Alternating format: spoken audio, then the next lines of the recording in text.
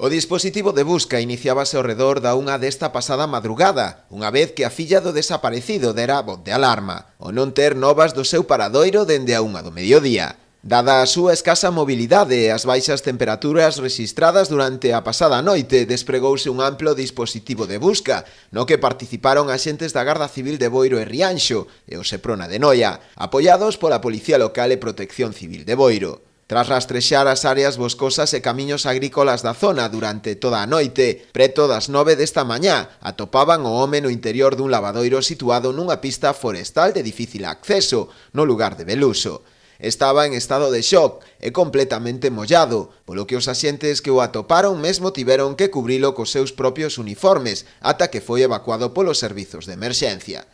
Neste caso, foi un final feliz para el e para a súa familia, un gran susto que ben puido acabar en traxedia.